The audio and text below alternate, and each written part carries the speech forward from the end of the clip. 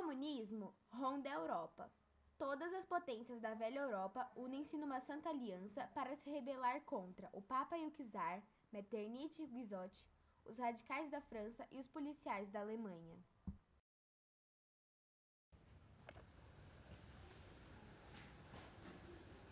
Vamos nos expor ao mundo inteiro. Vamos expor os nossos fins, nossos modos de ver e nossas tendências. Yes! Nós, mano!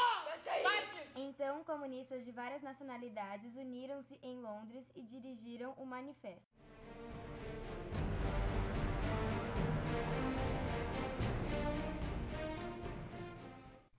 A sociedade cada vez se divide mais em dois grupos totalmente opostos, a burguesia e os proletários. Os burgueses nasceram dos servos da Idade Média. Eles trouxeram o fim da sociedade feudal com os mercados da Índia e da China, a colonização da América, o comércio colonial e a renovação do comércio de venda e troca. Com a distribuição de mercadorias por todo o mundo, houve maior procura e a manufatura foi insuficiente. Logo, a grande indústria superou a manufatura e, à medida que a indústria, o comércio, a navegação, os rios e as vias férreas se desenvolviam, crescia a burguesia. Assim, as novas indústrias passam a importar matéria-prima e os produtos finais passam a ser consumidos pelo mundo todo. Em lugar das necessidades básicas de produtos nacionais, nascem novas necessidades, vindas de regiões cada vez mais longes e de climas mais diversos. Assim, a exclusividade nacional torna-se cada vez mais impossível diante de tanta concorrência. A burguesia substituiu o campo pela cidade, aumentando a população nas cidades que saíram do campo procurando melhores condições de vida e trabalho. Ou seja, o êxodo rural é algo antigo, não apenas dos tempos de hoje. A burguesia também trouxe o uso de máquinas, a aplicação de química à indústria e à agricultura, a navegação a vapor, as estradas de ferro, o telégrafo elétrico, exploração de diversos continentes e a canalização de rios. Uma característica muito importante da burguesia é o fato de trazerem a epidemia da superprodução, onde deixa-se de fabricar determinados produtos apenas para a sobrevivência, e as indústrias passam a fabricar produtos mais interessantes para venderem cada vez mais.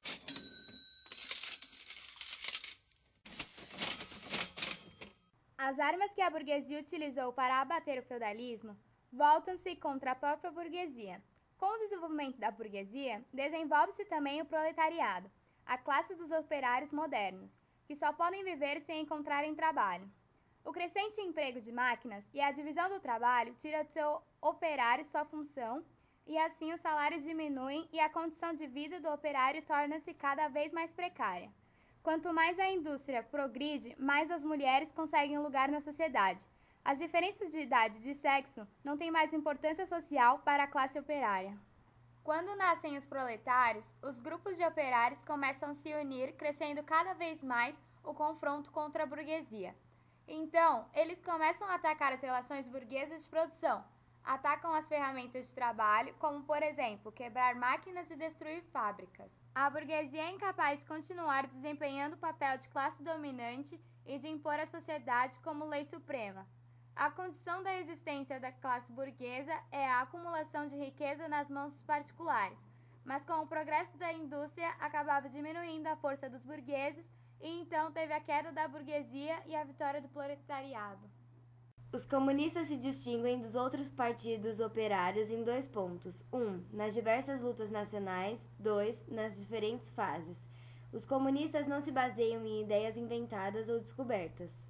O que caracteriza o comunismo não é a abolição da propriedade em geral, mas sim a abolição da propriedade burguesa. Eles resumem sua teoria numa fórmula única: a abolição da propriedade privada.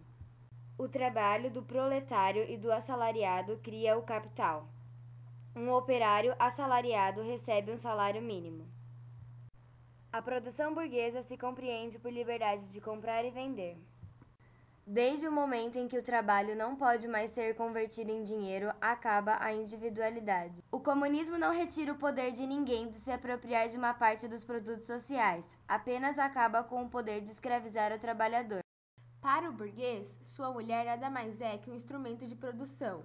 Logo, reivindicam a introdução das mulheres na sociedade burguesa. Voz comunista! introduzir na comunidade das mulheres. Yes! Eles não se contentavam em ter suas mulheres e filhas. Eles também estavam ligados com a prostituição e também tinham prazeres em se cornearem. Com o casamento burguês, ou seja, a comunidade de mulheres casadas, a prostituição desaparecerá.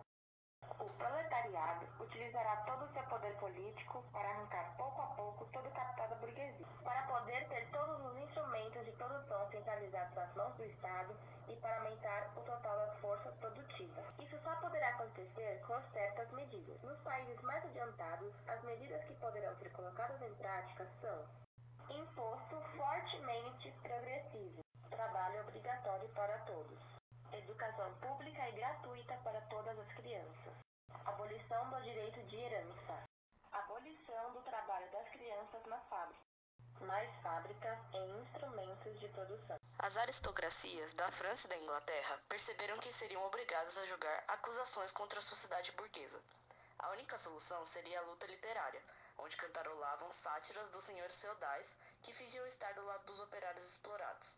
Nasce assim o socialismo feudal. Uma parte da população que oscila entre o proletariado e a burguesia é chamada de pequeno burguês, que queriam defender a causa operária. Esse socialismo demonstrou os defeitos das máquinas e das divisões de trabalho. Sua finalidade é reestabelecer os antigos meios de produção e de troca. O socialismo conservador ou burguês acreditavam que a transformação da condição de vida e material e econômica dos operários poderia ser proveitosa sem as lutas e perigos da vida da sociedade moderna. O socialismo e o comunismo crítico utópicos. Os proletariados queriam prevalecer seus próprios interesses, mas não tinham materiais suficientes para se livrar dos burgueses. Os sistemas socialistas e comunistas aparecem no primeiro período da luta entre o proletariado e a burguesia. Com as lutas de classe, o desenvolvimento da indústria não muda as condições do proletariado e procura criar leis para usar essas condições. As atividades sociais, como por exemplo a propaganda, influenciam a imaginação das pessoas querendo buscar a liberdade de um mundo fantasiado. Ao fazer seus planos, pretendem defender a classe mais sofredora, a classe dos proletários. Queriam melhorar as condições de vida de todos os membros da sociedade. São contra todas as ações políticas e ações revolucionárias e procuram atingir seus objetivos com paz. Forneceram materiais de grande valor para ajudar os operários. Suas propostas positivas como distinção entre a cidade e campo, lucro privado e trabalho assalariado, anunciaram o desaparecimento de luta entre as classes. Conforme a luta de classe fica mais intensa, perde qualquer valor prático e continuaram a sonhar com a harmonia nacional.